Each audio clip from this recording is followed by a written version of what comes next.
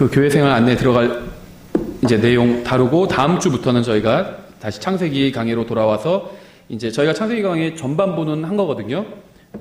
11장까지 이제 본격적으로 아브라함이 나오는 이제 부분부터 다시 저희가 시작을 하도록 하겠습니다. 예, 저희가 교회 생활에 관한 부수적인 문제를 한번 다룬 적이 있는데요. 이제 거기서 다루지 않은 다른 부수적인 문제들에 대해서 한번 다루려고 합니다. 그래서 이제 교회 생활 안내라는 책을 이제 조만간 이제 출간을 하겠습니다. 그래서 좀 고민을 했는데요. 일단 원칙 위주로 이렇게 책에는 이렇게 기록해 놓으려고 합니다. 또 뭐 디테일한 것들을 다 기록할 필요는 없겠더라고요. 예, 그래서 오늘도 원고가 짧은데요. 양치기 소년이 됐죠, 제가. 계속 짧다고 했는데, 실제 저도 이제 동영상 편집하면서 보면 한 50분 막 이렇게 했더라고요. 짧지 않더라고요. 오늘은 사실은 정말 짧아요, 원고는. 그런데 어떻게 될지는 모르겠어요. 예. 몇 가지 사항에 대해서 저희가 하는데요. 오늘 저희가 주의 만찬을 했죠.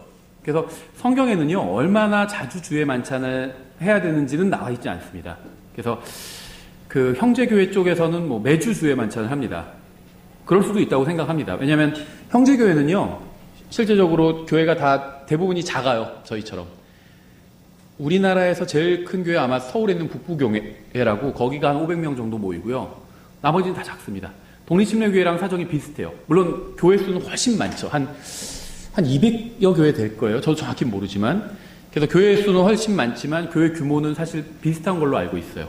저희도 독립침례교회 중에서 제일 큰 교회는 한 500명, 600명 이렇게 모이는 교회죠. 예, 매주 하고요. 그런데 이제 일반 또 개신교회에서는 뭐 1년에 2번 하는 교회도 있죠. 특히 사실은 뭐 몇천 명 넘어가 버리면 자주 하기는 좀 현실적으로 어렵지 않나 이렇게 생각을 합니다. 그러니까 정기적으로 하면 될 것 같아요. 자기가 이제 교회에서 정한 대로 하면 될 것 같습니다. 왜냐하면 교회에선 얼마만큼 자주 해라라는 말은 없어요. 다만 주의 만찬을 행하면서 주님을 기억하라는 명령은 있거든요. 또 주의 만찬을 하기는 해야 됩니다. 참고로 저희는요, 성찬식이다 이렇게 부르지는 않아요. 왜냐하면요, 뭐 여러 가지 이유가 있겠지만 가장 단순하게 말씀드리면 성경은 그렇게 부르고 있지 않거든요. 성경은 그냥 주의 만찬이라고 부르고 있습니다. 그래서요, 성경에선 거룩하다고 한 것들을 성경에서 거룩하다고 한 건 우리도 거룩하게 여기면 되고요. 성경에서 거룩하다고 부르지 않는 거는 그냥 또 그대로 부르면 됩니다. 그래서 성찬식 이런 말 저희 안 쓰고요. 또 성가대 이런 말도 안 씁니다. 예, 그냥 독립침례교에서 보통 찬양대 이렇게 많이 쓰죠. 그래서 성경에 없는 말을 굳이 지어서 할 필요는 없는 것 같아요. 그래서 우리는요, 매월 마지막 주일 오전 경배 시간에 이제 주님의 명령에 따라 주님을 기억하기 위해서 주의 만찬을 실행하고 있습니다. 그래서 우리 교회 회원으로 가입한 여부와 상관없이 구원받은 모든 사람은 우리 교회에서 주의 만찬에 참여할 수가 있죠. 이걸 그냥 이제 오픈, 열린 방식이다 이렇게 부릅니다. 그래서 보통은 또 닫힌 방식으로 많이 해요. 그러니까 교회의 회원인 사람만 주의 만찬에 참여하게 이렇게 많이 하죠. 저는 개인적으로 열린 방식으로 하는 게 맞다고 생각합니다. 왜냐하면은 우리 교회 회원은 아니지만 그 사람이 구원받았다면 그리스도의 몸된 교회의 회원이잖아요. 그러면 당연히 저희가 이 주의 만찬을 함께 할 수 있다고 생각을 합니다. 다만 이제 구원받은 사람이라 할지라도 또 우리 교회에 회원으로 구원받고 가입하신 분이라 할지라도 자신이 주의 만찬에 지금 참여하기 합당하지 않다고 생각한다면 참여하지 않고 이렇게 패스하시는 게 맞는 겁니다. 그렇죠? 우리 교회에서 이제 주의 만찬을요, 이제 집사님만 섬기고 있지는 않아요. 일반적으로 이 독립침례교회에서도요, 다 주의 만찬을 집사님들이 돌아가면서 섬기게 그렇게 하고 있습니다.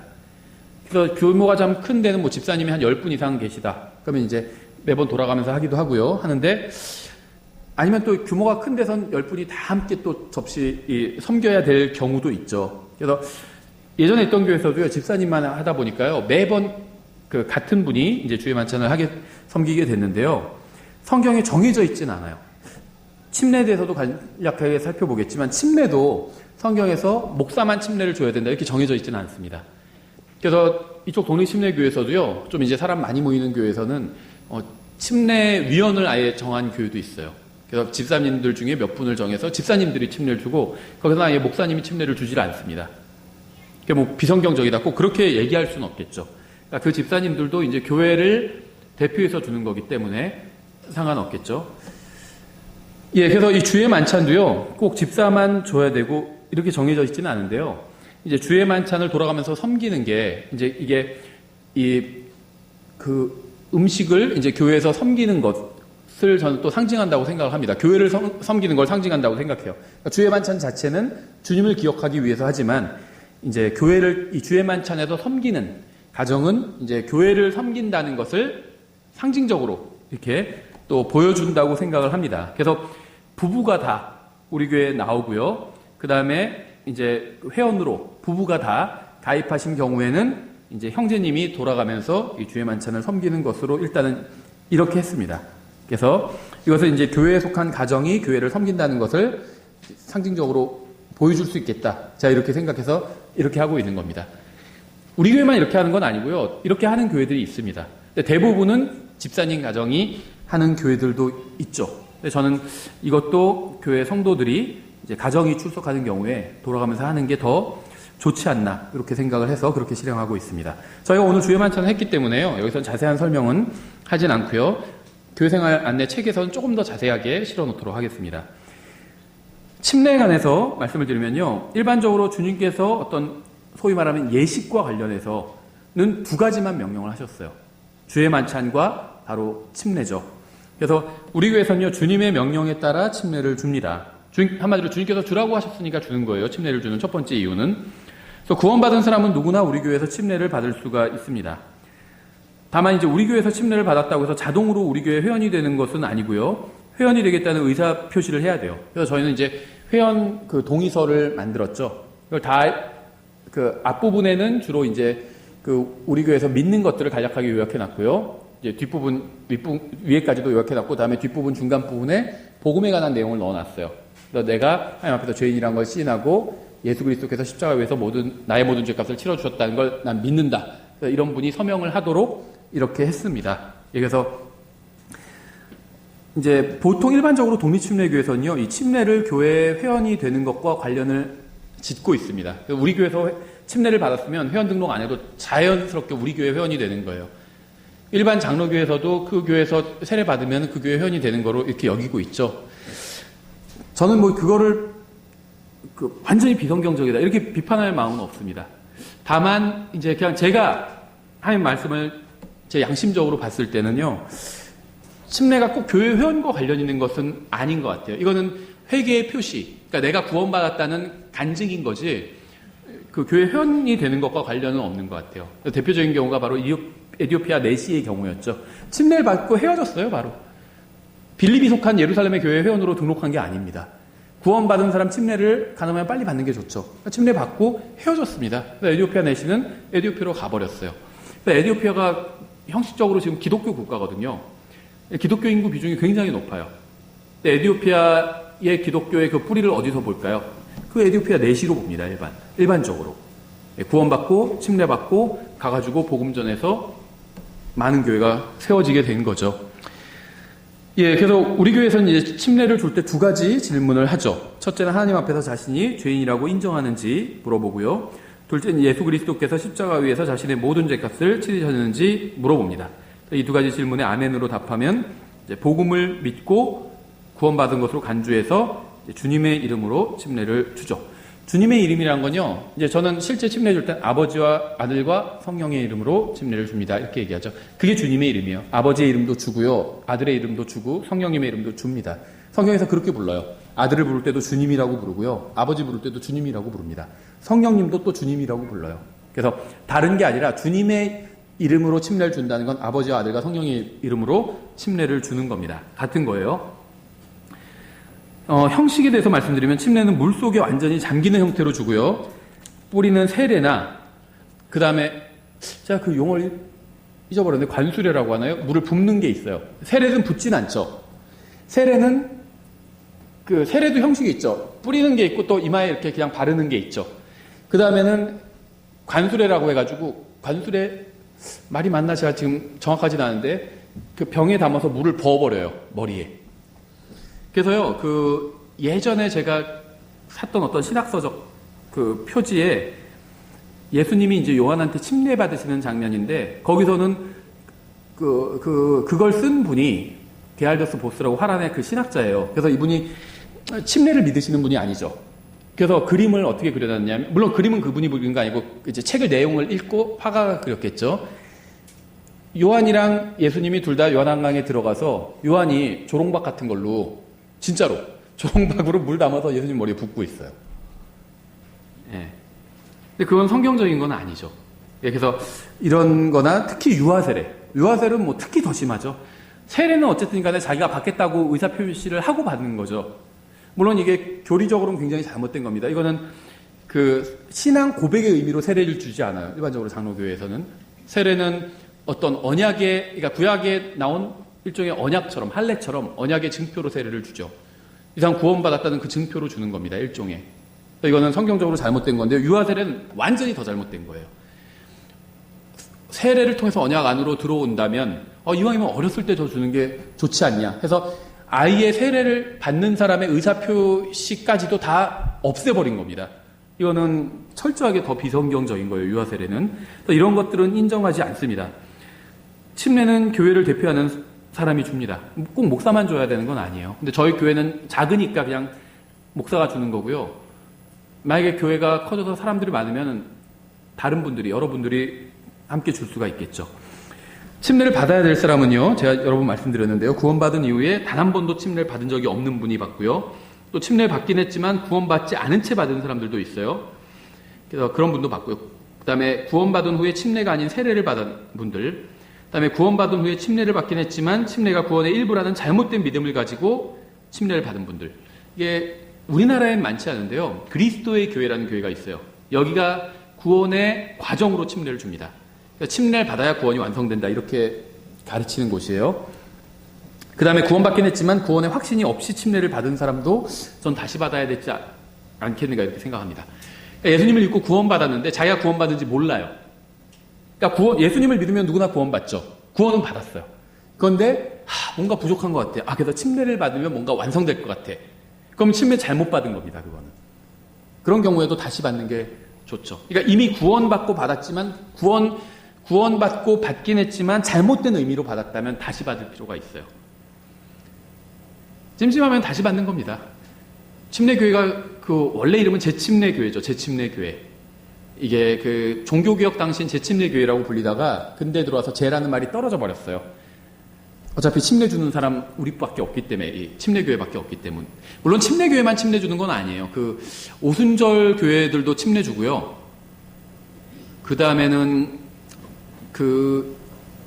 성결교회도 원래 침례 줘요. 지금은 바뀌었는지 제가 모르겠어요. 제가 과거에 성결교 개통신학교를 다녔었는데 교단 헌법에는 침례라고 돼 있었어요. 그래서 교회사 교수님이 그거 갖고 문제제기를 했었어요. 헌법에 이렇게 돼 있으면 침례를 주든지. 근데 실제로 장로교에 따라서 세례 많이 주니까 그럼 헌법을 세례라고 바꾸든지 잘못했다 이렇게 말씀하셨었는데, 침례를 주는 사람들이 주는 교파는 사실은 꽤 있습니다. 그래서 교파 상관없이 바르게 받았다면 침례를 다시 침례 받을 필요는 없죠. 예, 그 다음에는요, 이제 대표 기도에 대해서 좀 말씀을 드리면요, 이것도 이제 주의 만찬과 비슷한데요, 교회 회원으로 가입하고요, 가정을 이룬 형제님들 중에서 이제 자원하는 형제님에 한해서 경배할 때 교회를 대표해서 이제 기도를 인도하게 이렇게 하고 있습니다. 그래서 대표 기도를 하시는 분은요, 가능하면 이제 기도에 반드시 들어가야 되는 항목들을 넣으셔서 기도하시기를 권면을 드립니다. 저희가 기도에 대해서도 한번 오후 시간에 공부한 적이 있죠. 감사와 찬양과 중보가 들어가야 돼요, 기도는. 성경에 나온 기도는 대부분 그렇습니다. 예수님이 기도하실 때도요, 심지어 요한복음 17장에 나오죠. 주기도문은 예수님의 기도가 아니에요. 제자들에게 이런 식으로 기도해라 이렇게 가르쳐 주신 게 주기도문이고요. 진짜 주님이 하신 기도는 요한복음 17장이죠. 거기서 하나님 아버지의 감사랑 찬양이 다 들어가 있어요. 중보가 들어가고 있고요. 그래서 그게 기도의 기본적인 공식이라고 보시면 됩니다. 이게 빠졌다고 해서 그건 기도도 아니다, 이런 얘기를 하는 건 아닙니다. 기도는 기본적으로 하나님께 말씀드리는 거예요. 어떤 형식이 좀 빠져도 충분히 기도가 될 수 있죠, 하나님께 말씀드리는 거면. 하지만 기본적으로 성경에서는 이런 식으로 기도하고 있기 때문에 우리도 거기에 맞춰서 하는 게 좋겠죠. 그래서 감사가 들어가 있는 게 가장 좋겠죠. 가장 먼저 하나님께 감사로 시작하는 게 좋겠죠. 그것처럼 하나님을 기쁘시게 하는 게 저는 없다고 생각해요. 우리가 뭐 하나님께 드릴 게 많이 있는 것도 아니잖아요. 우리 가진 걸 전부를 드린다고 해도 사실 하나님께 그게 뭐가 그렇게 대단하겠어요. 별거 아니에요. 별거 아닙니다. 예. 감사를 드리는 것. 저는 이게 하나님을 대단히 기쁘시게 하는 거라고 생각을 합니다. 저희 이들도 이제 그 자매도 그렇고 훈련을 시키거든요. 뭐 주면 감사합니다 하게 이렇게 훈련을 시켜요. 그러면 이제 잘 또 안 할 때도 있는데 어쩔 때 아주 잘할 때도 있어요. 선물 주셔서 정말 감사합니다 하고 그렇게 할 때도 있거든요. 그럴 때는 너무 예뻐 보여요. 하나님도 그러실 거 아니에요. 그렇죠? 그래서 하나님께 감사로 시작하는 게 너무 중요해요. 감사하는 마음. 이게 가장 중요합니다. 실제로 내가 하나님께 많은 걸 드린다 할지라도 뭐 10억을 드린다 할지라도 감사하는 마음이 전혀 없다면 하나님 저 대단하죠? 제가 이 정도는 쓸 수 있는 사람입니다. 이런 식으로 드리면요. 하나님은 의미가 없어요. 그거는. 적은 돈을 드리더라도요. 내가 감사하는 마음으로 드린다면 하나님께서 기쁘게 받으시겠죠. 굉장히 중요해요. 이 감사는. 모든 기도는 하나님께 대한 감사로 시작해야 됩니다. 하루도 감사로 시작한다면 얼마나 좋을까요? 가끔 불평하면서 저도 시작할 때가 있거든요. 그럼 잘못 시작한 거예요. 하루를. 감사로 시작하는 게 얼마나 좋을까요? 주님께서 우리에게 많은 것들을 베풀어 주셨습니다.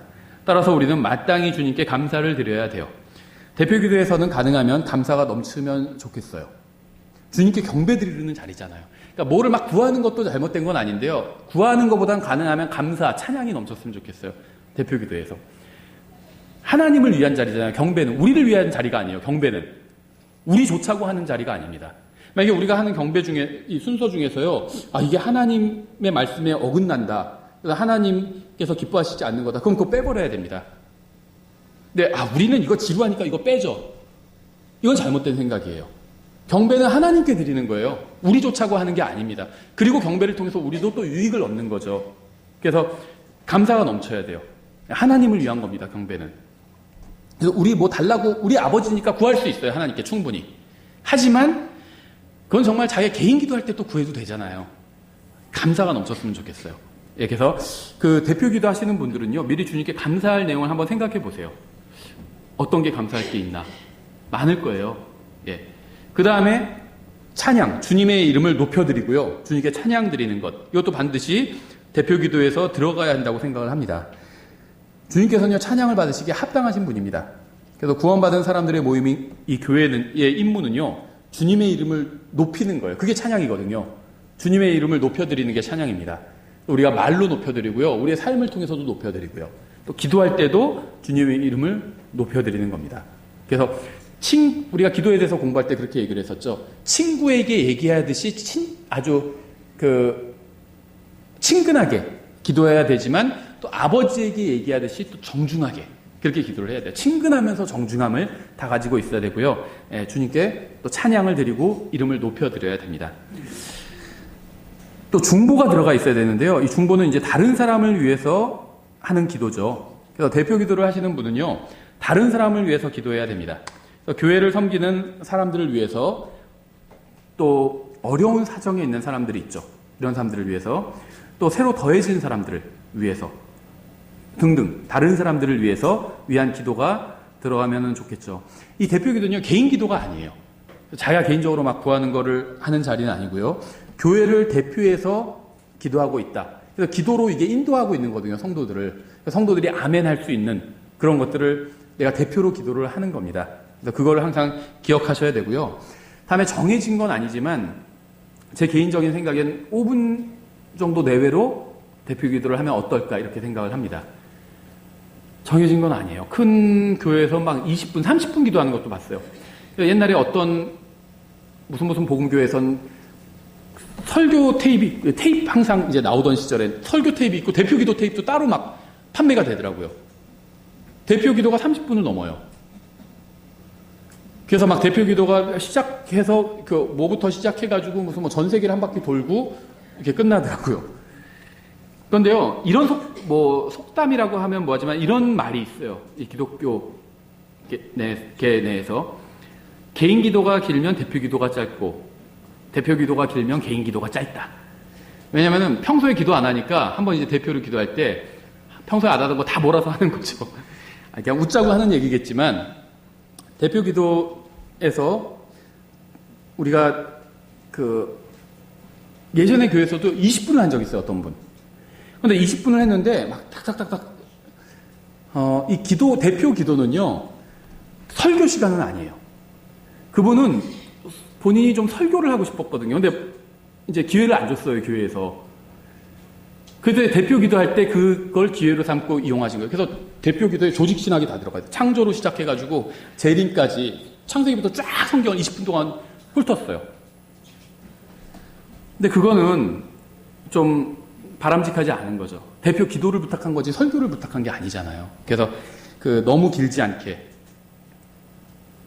저도 가능하면은 이제 교회 경배를 12시 15분 정도에 끝내려고 하거든요. 그래서 가능하면 정해진 시간에 이렇게 맞춰서 끝내는 게 가장 좋다고 생각을 합니다. 그러기 위해선 기도도 같이 시간이 좀 정해져 있어야 되겠죠. 이거는 뭐 성경에 나와 있다 이런 건 아닙니다. 딱딱 적당한 내용, 필요한 것들을 미리 생각해 오시고요. 하시면은 한 5분 정도 내면은 되지 않을까 이렇게 생각을 합니다. 한 가지 제가 좀 더 덧붙이면요. 이거는 더 성경에 없는 거예요. 그냥 이거는 제 개인적인 생각으로 덧붙인 겁니다. 그래서 이거는 나는 도저히 이거 지금 목사님 하는 말에 동의가 안 된다 하시는 분은 제가 더 이상 뭐라고는 안 할게요. 무슨 말이냐면요. 기도문을 미리 써오는 것은 저 좋다고 생각합니다. 저는 예전에 기도할 때도 이제 혼자 기도할 때, 예를 들면 기도할 때가 있었고요. 지금은 그렇게 안 하는데 한때는 제가 일기 쓰면서 기도한 적도 있어요. 일기를 다 타이핑 쳐요. 그리고 일기 끝나고 또 기도를 막 타이핑 칩니다. 타이핑 치지만 제가 기도하는 거예요. 제 마음을. 하나님께. 하나의 방법이 되겠죠. 그러니까 기도는요, 어떤 형식은 없어요. 자기가 그렇게 기도해도 됩니다. 자기 마음이에요. 근데 저는 기도문을 미리 써오는 것도 좋다고 생각합니다. 어떤 분들 반대하시는 분들도 있어요. 성령님께 의지해서 그냥 기도를 해야지 왜 써오냐 하는데 설교도 마찬가지죠. 설교문은 다 쓰잖아요. 성령님께 의지해서 하지. 그렇지 않죠. 써올 수 있다고 생각합니다. 써오지 않아도 상관없어요. 다만 써오지 않은 분들은 즉석에서 생각나는 대로 기도하지 마시고요. 교회를 대표해서 하는 거잖아요. 그러니까 미리 무엇을 기도할지 미리 생각을 해오셔야 됩니다. 써오지 않는 거 더 좋아요. 상관없어요. 근데 미리 기도 내용은 생각해 오셔야 돼요.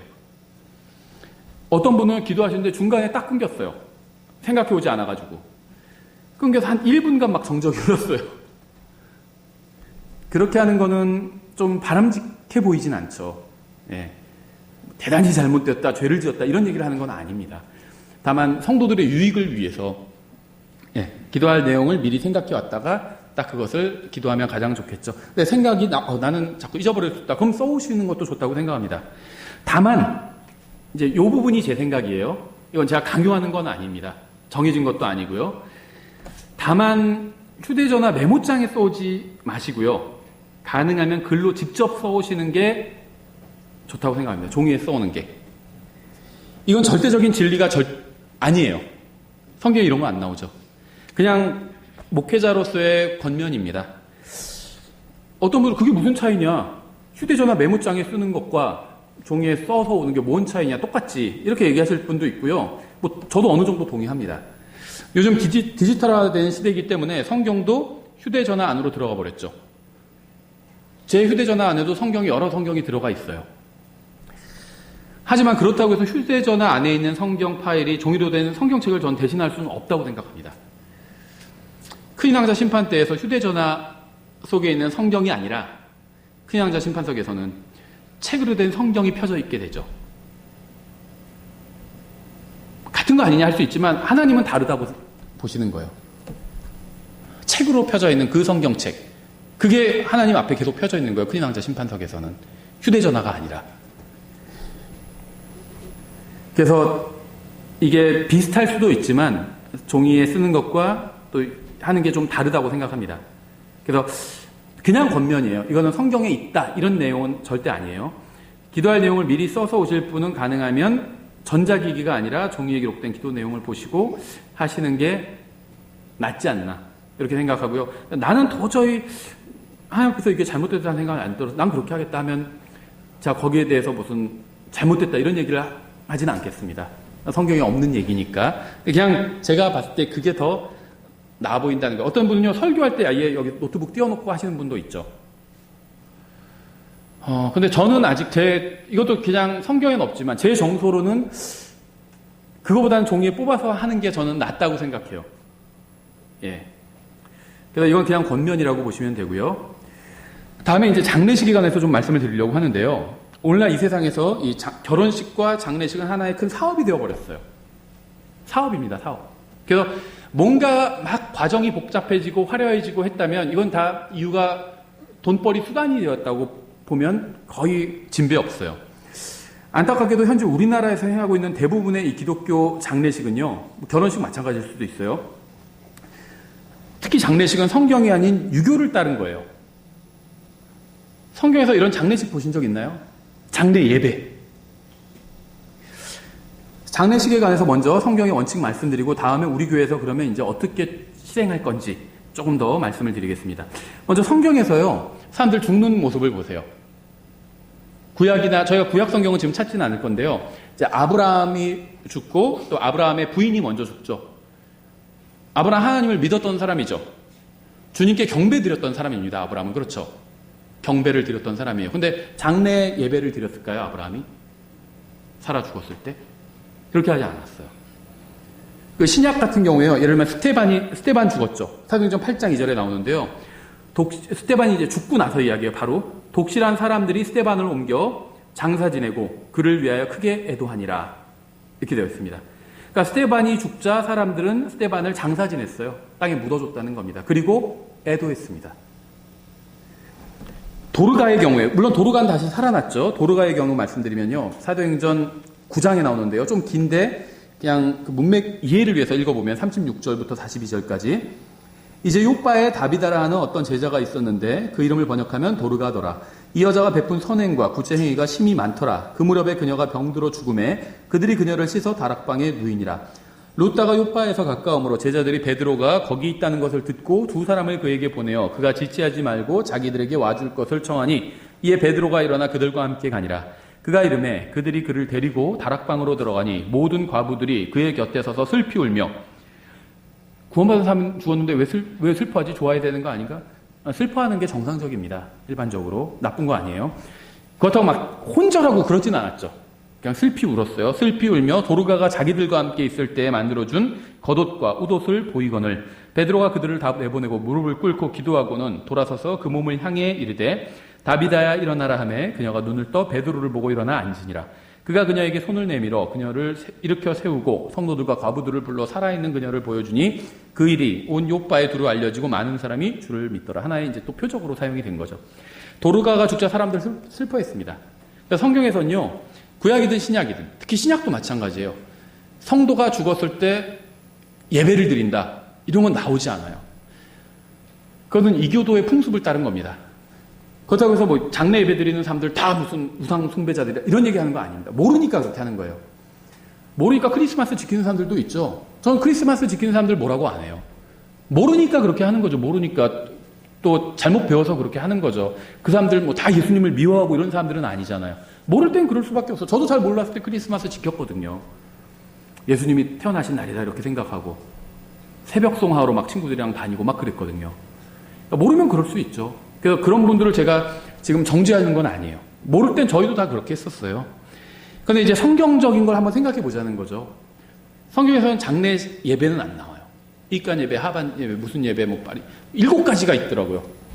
장례 예배에 관한 책을 보니까. 근데 보수적 7가지 다는 안 하고 그럼 또 욕먹는데요. 교회에서 7가지 다 하면은 욕먹는데요. 그래서 좀 보수적인 교회에서는 5가지 한다고 하더라고요. 그 일반적으로 한 3가지 한다고 하더라고요. 근데 성경에서는 성도가 죽었을 때 장례 예배를 드리지는 않았어요. 이 예배, 경배 같은 말이죠. 거의. 경배는 하나님께 드리는 거죠. 죽은 사람 두고 드리는 게 아니거든요. 예. 신약 성경에서는 사람이 죽으면요 3가지를 했습니다. 슬퍼했어요. 성도가 죽어도 슬퍼했습니다. 잠시 못 보잖아요. 나중에는 영원히 함께 지내게 되지만 잠시 보지 못하잖아요. 슬픈 겁니다. 그게. 그렇죠? 슬퍼했고요. 그 다음에 땅에 묻었습니다. 예배 같은 걸 드리지는 않았어요. 땅에 그냥 묻었어요. 그리고 나서는 위로했습니다. 서로. 그래도 영원히 헤어진 게 아니라 우리가 주님 안에서 소망을 갖고 있잖아. 우리가 다시 만나게 될 거잖아 하면서 서로 위로를 했어요. 그래서 이 3가지가 성도들이 한 전부입니다. 사도행전이랑 쭉 읽어보세요. 이 3가지 외에 다른 거 아니에요. 따라서 우리는 성경의 예에 따라서 성도가 죽으면 슬퍼하고요. 장사 지내고요. 묻어줘야죠 또. 그 다음에는 서로 위로할 겁니다. 다만 이제 이런 걸 이해하지 못하는 분들이 있어요. 사람 교회에서 죽으면은 장례 예배해야지 뭐 하고 있는 거지 저 교회는? 이럴 수가 있죠. 그래서 저희가 이제 그런 분들을 위해서 저희가 모여서 찬송을 부르고 기도를 하고 또 말씀 선포하는 걸 요청하는 경우에는 그렇게 할 겁니다. 그냥 장례식이라고 부르고 그렇게 할 거예요. 따라서 만약에 이제 우리 가족 중에 저희가 이제 교회적으로는 장례식이나 결혼식에 경조사에 이제 교회에서 광고하고 다음에 참석하는 건요. 이 직계한에서만 하기로 일단 이렇게 결정했습니다. 대부분의 교회가 다 그렇게 해요. 직계 외에 더하면 이거는 너무 많아져요. 그래서 직계라는 건 내 자녀, 나, 그 다음에 내 부모죠. 그래서 우리 교회 성도가 돌아가셨을 때 당연히 참석하고요. 교회에서 광고를 하고요. 그 다음에 우리 교회 성도의 자녀가 또 돌아가셔도 참석할 수 있겠죠. 광고도 하고. 그 다음에 우리 교회 성도의 부모님이 돌아가셨을 때도 광고하고 같이 참석해서 또 위로해주고 이렇게 하는데 형제 자매가 돌아가셨을 때는 직계는 아니죠. 그래서 그 경우에는 광고는 하지 않고 친한 분들끼리 같이 참여하거나 이거는 자율적으로 하는 것으로 이렇게 하려고 합니다. 그래서요, 우리나라가 특히 그래요. 누가 돌아가시잖아요. 가족 중에 누가 돌아가시면 이제 이 소위 말하면 장례 절차 전체를 뭐라고 말해야 되지? 절차에 대한 어떤 권한을 가진 사람이 있어요.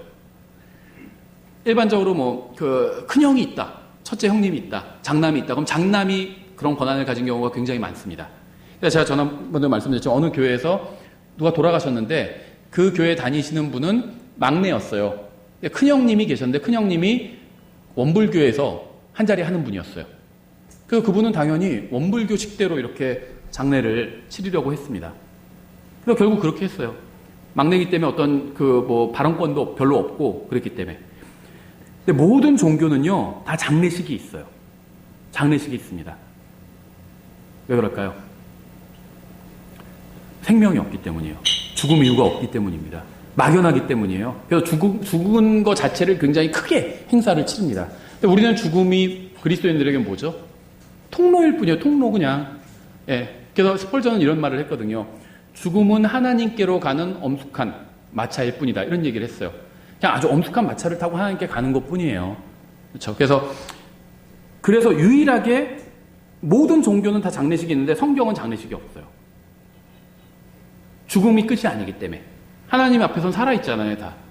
그래서 다른 종교를, 우리 가족 중에, 예를 들면 부모님이 돌아가셨는데, 다른 막 형님이, 아니면 누나가, 이거는 우리 불교식으로 해야 된다, 월불교식으로 해야 된다, 아니면 심지어 기독교식으로 해야 된다, 하면은 양보해 주세요, 다. 그렇게 하라고.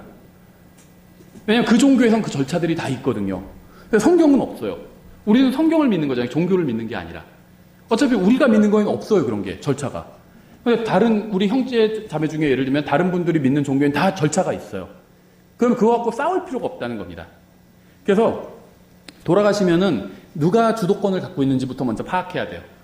그래서 주도권을 만약에 우리 형님이 갖고 있다. 그럼 형님이 하자는 대로 다 맡기면 됩니다. 그거를 성경적으로 해야 된다. 이렇게 고집할 필요가 없어요. 그래서 맡기면 되고 내가 주도권을 갖고 있다. 그럼 이제 본인이 예를 들면 집안에서 가장 어른이고 다 동생들이고 부모님 돌아가셨어요. 그럼 본인이 주도권 갖고 있을 수 있죠. 그럼 이제 본인이 그걸 결정하시면 됩니다.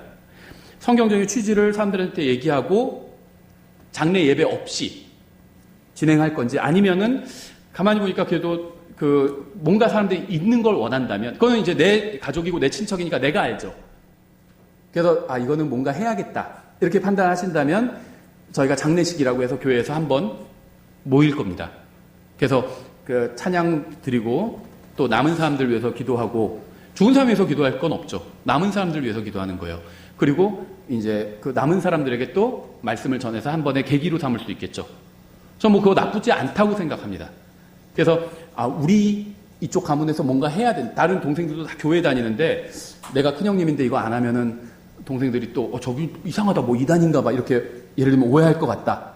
그래서 뭔가를 뭐라고 부르든 하여튼 뭔가를 해야 된다. 그러면 그렇게 본인이 판단하시면 저희 교회한테 요청을 하세요. 저한테 얘기를 하시면 준비를 해가지고 저희가 함께 기도하고 찬양하고 말씀을 전하는 시간을 가질 겁니다.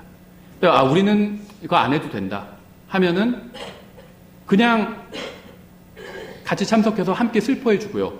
땅에 묻고 그 다음에 서로 또 위로해 주는 겁니다. 개인적으로 저는 이제 저희 부모님 돌아가셨을 경우에는 안 할 생각이에요. 물론 이제 다른 분들 와서 같이 뭐 슬퍼해 주실 수 있겠죠. 하지만 이렇게 장례 예배다 이렇게는 안 할 생각입니다. 성경에 없고 저희 집안 제가 생각하기에 분위기가 안 해도 상관없는 분위기이기 때문에. 근데 그건 여러분이 판단하셔야 돼요. 여러분 집안은. 우리 집안은 해야 된다 뭔가를. 그럼 하시라는 거예요. 그리고 저한테 요청하시면 제가 말씀 준비해서 가서 말씀 전하겠다는 겁니다. 예, 말씀 전해달라는 기회는요, 저는 어지간하면 거부하진 않거든요. 어느 자리건 상관없이. 예, 그래서 그건 본인이 한번 생각해 보시라는 겁니다. 그래서 가능하면 이런 절차를 가지고 다른 사람과 다투지 마세요. 친척들이랑 형제들이랑 다투지 마세요. 어디서 무슨 절차 꼭 하고 싶다. 그러면 다 양보하세요. 하라고. 상관 전혀 없습니다. 양보해 준다고 그래서. 그렇죠. 그 사람이 그런 절차 해가지고 뭐 그것 때문에 지옥 가는 게 아니라 예수님 안 믿어서 지옥 가는 거잖아요. 양보할 수 있는 거 다 양보하세요. 네.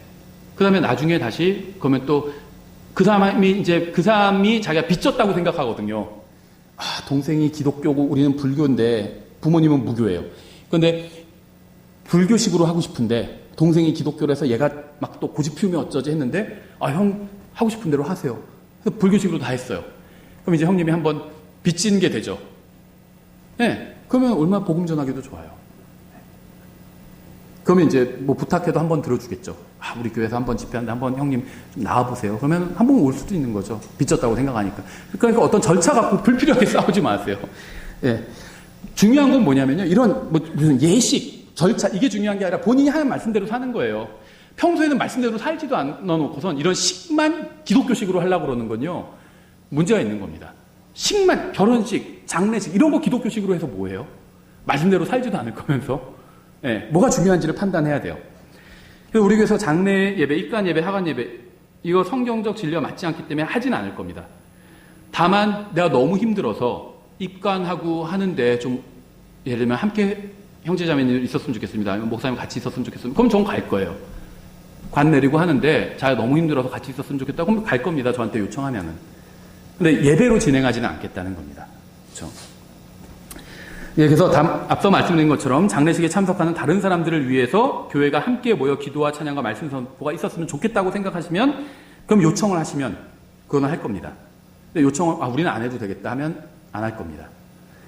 결혼식도 비슷해요. 이 결혼식에 관한 원칙도요, 기본적으로는 장례식의 원칙과 동일합니다. 성경에는 혼인 예배라는 게 없어요. 경배는 하나님께 드리는 거지, 결혼한 사람이 결혼식에는 두 사람이 주인공이잖아요. 근데 무슨 경배를 드려요? 예. 그래서 예배나 경배는요, 오직 하나님께 드리는 것이지 특정한 사람의 결혼식이나 장례식에 갖다 붙이는 것은 이건 성경의 지지를 받지 못하는 겁니다. 성경에는 혼인 예배가 나오지 않아요. 구약이나 신약 어디에도 혼인 예배 나오지 않습니다. 다만 하나님 앞에서 우리가 결혼식을 하고 싶다고 생각한다면 이 장례식의 경우와 마찬가지로 기도, 찬양, 말씀 선포 요청하는 경우에 한해서 하겠다는 겁니다. 그렇게. 그래서 주례를 반드시 목사가 해야 한다고 생각하지 않으셨으면 좋겠어요. 이게 결혼식은 이제 두 사람 남녀의 결혼하는 사람이 주인공이 돼야 되는데, 현실적으로 좀 그러진 못하죠. 부모님이 주인공인 경우가 굉장히 많아요. 그래서 부모님의 원대로, 원하시는 대로 결혼식을 진행해야 될 경우가 굉장히 많습니다. 이게 현실적으로. 그래서 저희도요, 결혼할 때 뭐 가진 것도 없고 그냥 다 간소화했어요. 그런데 마음 같아서는 더 간소화하고 싶었는데 그렇게 하지는 못했습니다.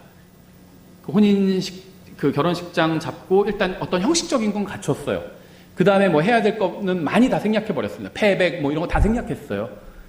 굳이 내가 그런 걸 할 필요는 내 믿음으론. 뭐 패백하는 분이 다 잘못했다 이런 얘기 하는 건 아닙니다. 근데 그냥 내 믿음으론 그거 굳이 안 해도 되겠다 싶어서 다 생략했습니다. 그런데 이제 결혼 어떤 식의 형식은 갖췄어요. 왜냐면은 부모님 입장에서 어쨌든 간에 부모님이 열심히 남의 결혼식 다니셨거든요. 수긍을 하셔야 돼요. 부모님 입장에서. 자식 결혼식 때. 근데 그걸 무시할 수가 없어요. 우리는 간소하게 할 겁니다. 이렇게 할 수가 없다는 겁니다. 그래서 일단 형식은 갖췄고요. 실제로 제 결혼식에 온 이제 저희 쪽 손님들을 보면요. 아버지, 어머니 손님이 더 많았어요. 축의금도 거기가 더 많았고, 제 손님보다.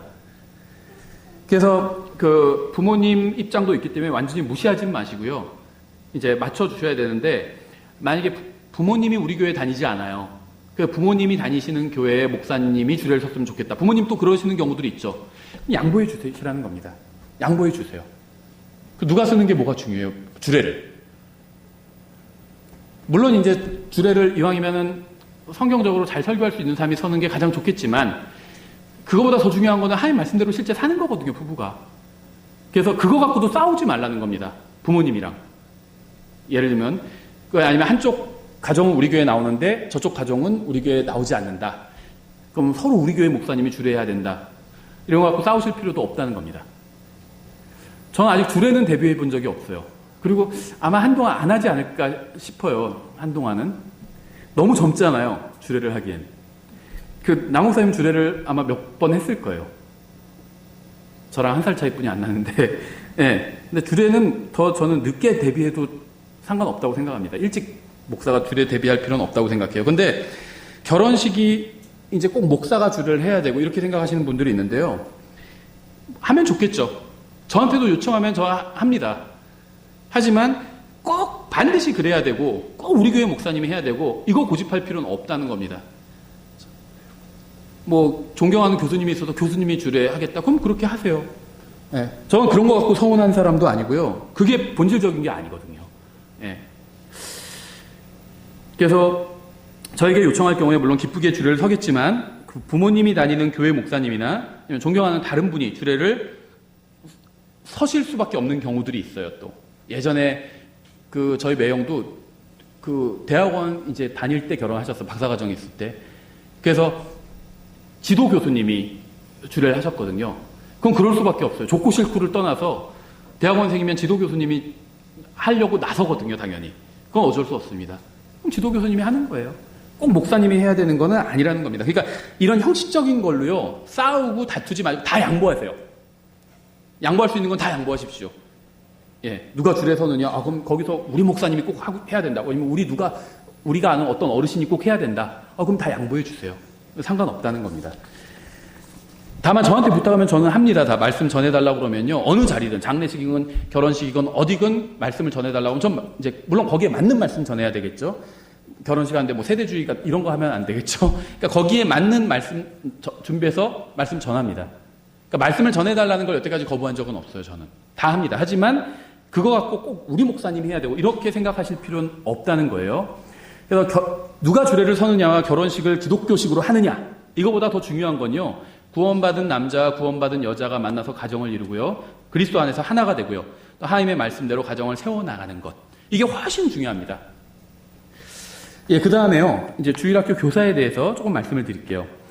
저희 교회에서 이제 유치부, 초등부, 중고등부 이렇게 나눠서 주일학교를 운영하고 있죠. 학생이 많아지면 뭐 중등부, 고등부 나눠야 되는데 아직은 많지 않기 때문에 저희가 이렇게 다 묶어서 하고 있죠. 주일학교 교사는요, 저희가 회원으로 등록하신 분에 한해서 세우고 있습니다. 그러니까 대표기도, 그다음에 주의 만찬, 다음에 집사가 되는 것, 다음에 주일학교 교사가 되는 것, 다 회원으로 의사표시를 하는 분에게만 저희가 이렇게 섬김의 기회를 드리고 있습니다. 이제 이런 분들 중에서 자원하시는 분 위주로 하고 있죠. 감사하게도 지금까지 다 자원해서 해주셨어요.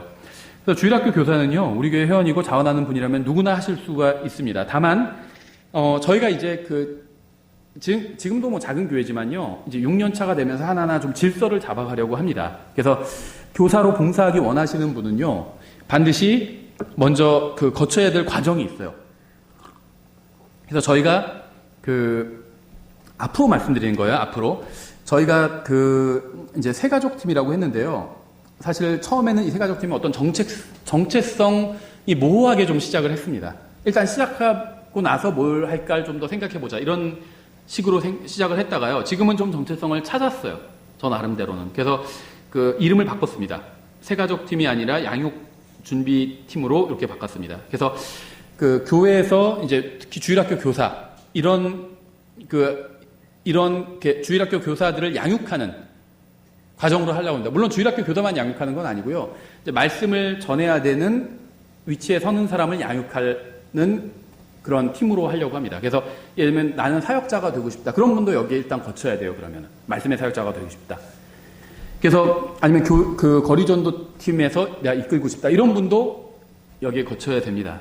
그래서 이제 대표적으로는 주일학교 교사들이 반드시 이 양육준비팀을 과정을 이수하셔야 되고요. 이건 6개월 과정으로 하려고 합니다. 지금 저희가 한 번에 꼭 오늘로 이제 수료를 하는데요.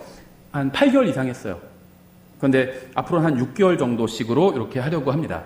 그래서 지금 이제 그 전반기 지나고 후반기 남았죠, 올해. 후반기에도 이 과정을 한번 청년부 위주로 해서요. 이제 내년에 주일학교 교사가 될 사람들을 양육해 내려고 합니다. 그래서 그 교회생활 안내 이제 저희가 곧 출간할 건데요. 여기 이제 필수 도서, 제가 4가지를 해놨어요, 항목을. 맨 뒷부분에. 그래서 필수 도서, 그 다음에 추천 도서. 그 다음에는 필수 설교, 추천 설교. 이렇게 구분해서 해놨습니다. 필수는 한 10개씩 해놓고 추천은 한 20개씩 해놨어요. 책도 한 30권 정도 다 목록을 넣어놨고, 설교도 한 30개 정도 이상 넣어놨습니다. 그래서 우리 교회 성도가 되려면, 그러니까 우리 교회에서 신앙생활을 좀 더 열심히 잘해보려면 최소한 이것들은 한번 읽어보고 들어보셔야 됩니다. 이런 내용이에요. 그래서 저희가 양육 준비팀도요, 이제 여기서 필수 도서와 추천 도서 중에서 선별해서 같이 읽어 나가려고 합니다. 이거 지금 해보신 분은 아시겠지만요, 대부분 해보신 분은 굉장히 유익했다는 얘기를 해요. 저도 사실은 굉장히 저한테 유익했던 책들을 저희가 같이 읽는 거고요. 우리 교회가 가진 정체성이 있는데요. 일반 교회 많잖아요. 특히 용인, 여기 수지, 분당 이쪽은 교회 아주 많은 동네거든요. 종류별로 많아요. 큰 교회, 중간 교회, 작은 교회, 아주 종류별로 정말 많은 지역입니다. 그런데도 불구하고 우리가 교회를 하고 있는 이유는 우리 교회가 3가지 면에서 크게는 다른 교회들과 주위에 있는 교회들과 다르기 때문입니다. 첫째는 성경이 다르죠. 성경. 그 다음에는 교리가 좀 달라요. 그렇죠. 그 다음에 교회의 역사가 다릅니다. 교회사. 그래서 이 3가지 분야를 반드시 아셔야 돼요. 특히 하나님 말씀을 가르치고 아이들을 가르치면 반드시 아셔야 됩니다. 왜냐면요, 저도 이제 사역을 그동안 말씀의 사역하고 성경 가르치고 이런 일은 한 20년 해왔거든요. 질문이 들어오는데 질문이요, 다 비슷해요. 나중에는. 물론 아주 성경 믿는 분들이 성경에서 어떤 난제 찾아와서 질문하는 거, 이런 거 어려운 것도 있어요. 근데 그런 거 외에 이제 일반적으로 이 독립침례교회 밖에 있는 사람들이 질문하는 건 대부분 비슷합니다. 그리고 대부분 이 3개의 카테고리에 다 들어가는 질문이에요. 교회 역사와 관련된 거 물어보던지요. 예를 들면, 야, 그래도 카톨릭이 원류잖아. 모르는 사람들이 이렇게 물어볼 수 있고, 카톨릭에서 너희들 다 나간 거 아니야? 개신교 아니야, 너희도? 이렇게 물어볼 수 있죠. 그럼 역사에 대해서 알아야 답을 해줄 수 있겠죠. 그다음에 성경 다 똑같은 거 아니야? 왜 자꾸 너희만 다른 거 써? 하면 성경에 대해서도 뭘 알아야 얘기를 해주겠죠. 교리도 마찬가지고요. 그래서 이 3분야에 대해서 알아야 되는데요. 그래서 이 3분야에 관한 책들을 저희가 한 10권 정도 읽었어요. 두꺼운 책도 있고 아주 얇은 책도 있고. 그래서 10권 정도를 읽었습니다. 지난 8개월 동안. 그래서 이 3분야에 대한 필수 도서를 읽은 분들은요, 이제 그 중에서 교사로 주로 세우려고 합니다. 예를 들면요, 교회사, 제일 두꺼운 책은 교회사였어요. 800페이지 정도 되는 교회사, 이건 끝까지 하면 거의 1000페이지 가까운 책을 읽었거든요. 근데 여기에 인명 많이 나오고요, 지명 많이 나와요. 2000년간의 역사를 다루기 때문에. 그 다음에 연대 많이 나오고요. 근데 그런 거 다 외우지 못해도 됩니다. 저희가 한 번 그냥 읽는 거고, 읽었는지, 시험 보고 이런 것도 아니거든요.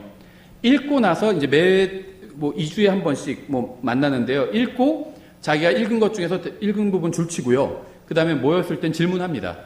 이거 읽고, 왜 이런 말을 하는지 모르겠다. 왜냐면 지금 제가 추천한 교회사 책을 읽어보시면, 처음 이거 읽어보시면 질문이 나올 수밖에 없어요. 이상하다. 왜 이런 말투로 지금 저자가 왜 교회사 쓴 이 저자가 이런 얘기를 하고 있고, 궁금할 수밖에 없어요. 그럼 이제 제가 거기에 대해서 좀 설명을 해드리고요.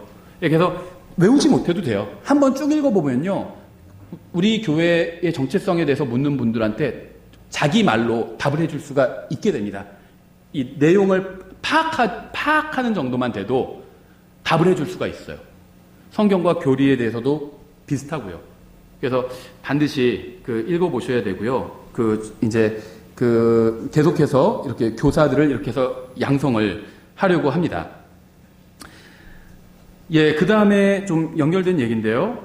지금 이제 교회의 어떤 체계도 하나하나 또 이제 잡아가고 있습니다. 세워가고 있고요. 그래서 지금 저희가 이제 교회의 중요한 어떤 문제를 운영위원회에서 결정을 하고 있는데요. 운영위원회는 이제 목사와 집사회로 이렇게 구성이 되어 있습니다. 목사는 아직 저희 교회 한 명이니까 그냥 목사 혼자고, 만약에 목사가 부목사다 생기면 목사회로 여기도 그 구성을 해야 되겠죠. 그래서 그 현재 우리 교회는요, 이 집사회는 4분의 집사님으로 이루어져 있고요. 이제 민양기 형제님께서 집사장을 맡고 계시고요. 만약에 목사도 부목사가, 지난번에 제가 있었던 교회는 부목사가, 저도 부목사였고 둘이었거든요. 목사 3명이었죠. 이제 목사회라고는 없었지만 이게 아주 가끔씩은 회의를 했습니다. 어떤 문제에 있어서는. 이제 담임 목사님이 목사장이 되는 거죠, 거기서는. 집사회에서는요, 재정, 또 행정 등 교회의 일시적인 일을 맡아서 처리를 합니다. 그 목사는요, 이 말씀과 기도가 이 말씀의, 목사는 말씀의 사역자고요. 말씀과 기도에 관한 일을 맡아서 하는 겁니다. 그래서 성도들에게 무엇을 가르칠지, 누구에게 주일학교 교사를 맡길, 이 주일학교 교사는요, 목사가 다 가르치면 좋겠지만 물리적으로 그렇게 할 수가 없잖아요. 그래서 이제 위임을 하는 거예요. 그래서 이것도 말씀 사역에 포함되는 일이라고 저는 생각을 합니다. 그래서 주일학교 교사를 누구에게 맡겨서 아이들을 가르치게 할지, 또 누구에게 세신자를 맡겨서 가르치게 할지, 이제 이런 게 말씀의 사역이라고 보시면 돼요. 큰 의미의 말씀의 사역인 거죠. 말씀 선포하고 가르치는 것도 말씀의 사역이고, 누구를 교사로 세울 것인가, 이것도 말씀의 사역의 연장선상에 있는 거죠. 그래서 목사의 일은요, 주님의 제자를 양성하는 거예요. 키워내는 게 목사의 일입니다. 그래서 교회에서 성경을 가르치는 것만이 아니라 이제 성경을 가르칠 수 있는 사람, 위임할 수 있는 사람들을 양육해내는 것, 이게 목사의 일이라고 생각하고요. 그 주일학교 교재가 저희는 특별히 정해진 건 없어요. 그런데 제가 과거에 다녔던 독립침례교회에서도 다 정해진 건 없었습니다. 그 교회가 좀 여유가 되는 교회는 자체적으로 만들긴 했었어요, 주일학교 교재를. 근데 그 외에는 만들진 못했었는데요. 여기에 대해서 사실 다른 독립침례교회 목사님들도 고민이 굉장히 많거든요. 왜냐하면 주일학교 교재까지 만들 여력이 대부분 좀 없기 때문에. 근데 저도 이제 여기에 대해서 고민을 좀 많이 했었어요. 그런데 결국에는 물고기를 잡아주는 게 아니라 물고기 잡는 법을 가르쳐주면 된다고 생각을 하거든요. 그래서 사실은 그 양육 준비팀을 정말 운영을 해야 되겠다, 이 생각을 한 겁니다. 저희가 한 10권 정도 책을 읽는데, 이 정도 책 읽으면요, 기본적으로 무엇을 아이들에게 가르치고 할지 큰 방향이 잡혀요. 그러면 어떤 교재를 갖다 써도 자기가 거기서 걸러내고 가르칠 수가 있습니다. 예, 그래서 물고기를 잡는 법을 가르쳐 주는 게 이 양육 준비팀의 일이다, 저는 이렇게 생각하고요. 거기서 이제 저희가 이제 추천하는 같이 읽는 책들이요, 다 뭐 완벽한 책은 아닙니다. 완벽한 책은 성경뿐이 없어요.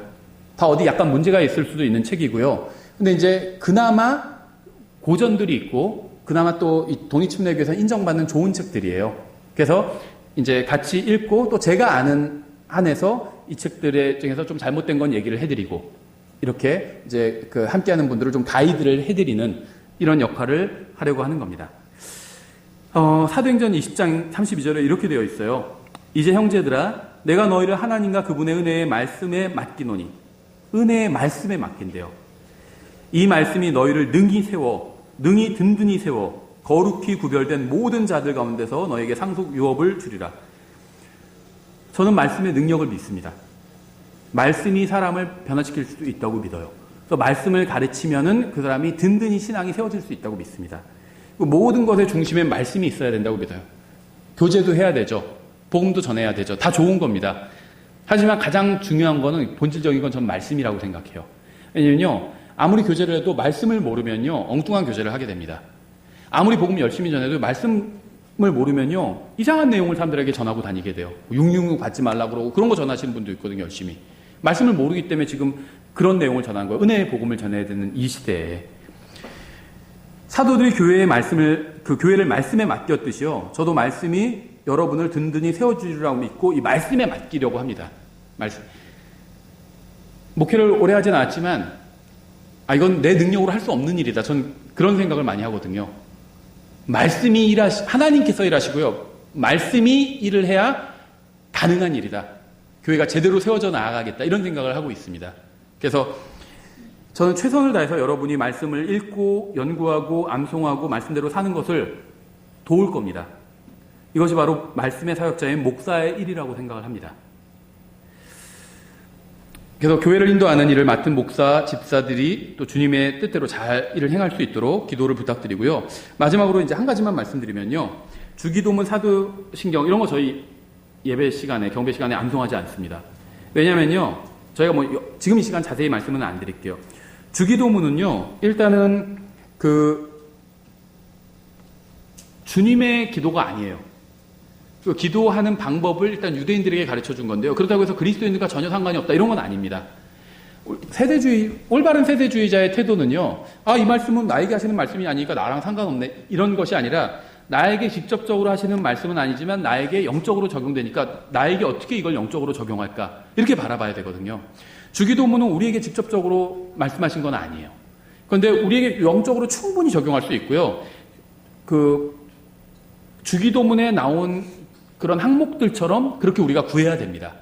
좋은 기도의 예라고 볼 수 있어요. 물론 유대인들에게, 제자들에게 가르쳐 주신 거지만 그리스도인들에게도 충분히 영적으로 적용해서 우리가 그런 식으로 기도하는 게 잘못된 거는 아니죠. 다만 그것을 암송할 필요는 없다는 겁니다. 교회 예배 시간에. 성경에 그런 건 없다는 거죠.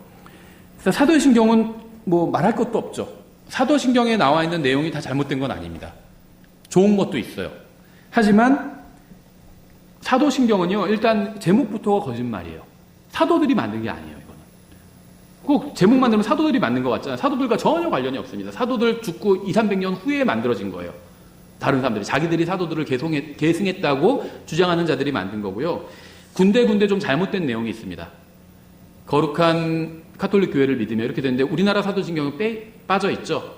이제 왜 뺐냐면 그게 오해의 소지가 있어서 뺐다 이렇게 얘기합니다. 왜냐하면 거룩한 공교회를 믿으며 그입니다.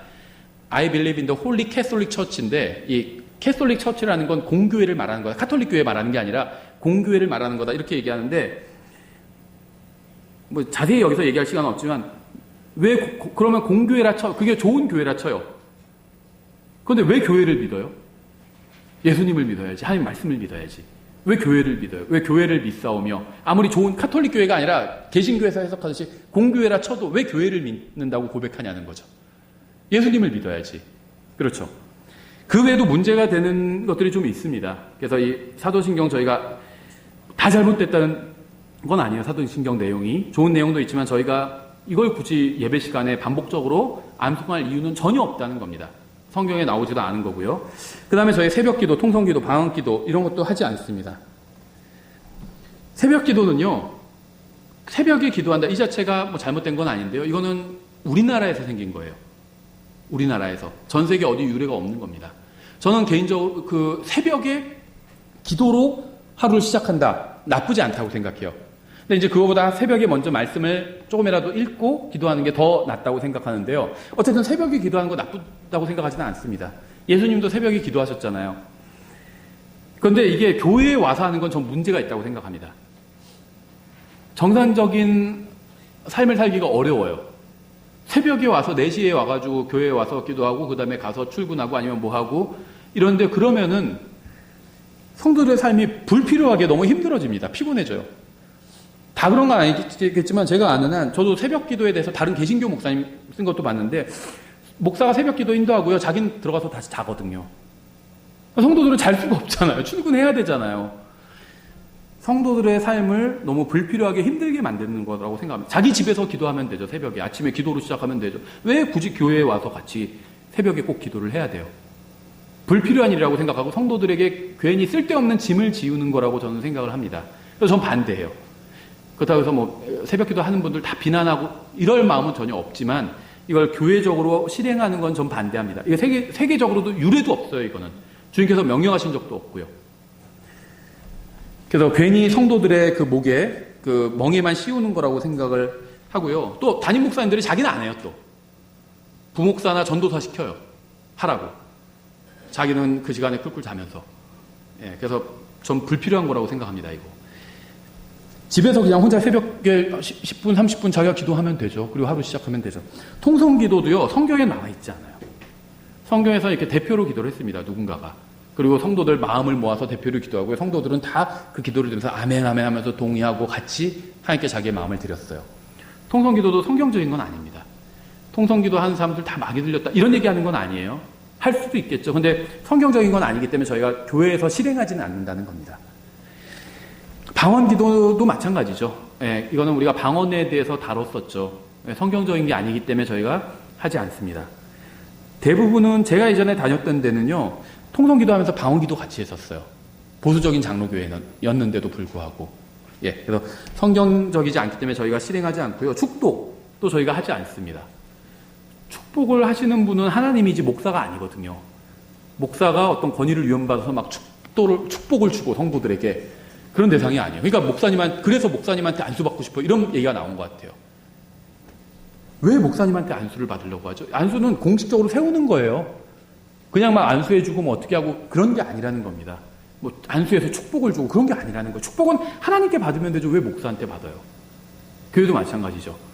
교회 전체에게 복을 주시는 분은 하나님이지 목사가 아니에요. 목사는 그냥 하나님 말씀 가르치는 사람이고요. 양치는 개일 뿐이에요. 어떤 의미에선. 양치는 개. 예. 목자를 바라봐야죠. 목자를. 그렇죠. 예, 그래서 저희가 이런 것들은 하지 않는다는 걸 아주 간략하게 말씀을 드렸습니다. 예, 저희 기도하고 찬양하고 마치겠습니다. 기도하겠습니다. 하나님 아버지, 주님께서 저희들에게 내려주신 모든 복으로 인해서 주님께 감사를 드리고 또 주님의 높으신 이름에 또 찬양과 영광과 존귀를 돌려드립니다. 정말 저희들에게 큰 은혜를 내려주셔서 이렇게 함께 또 정말 지역교회로 모이고 또 함께 신앙생활을 하면서 서로가 서로를 격려하고 또 힘이 될 수 있는 좋은 형제 자매님들을 보내주셔서 감사드립니다.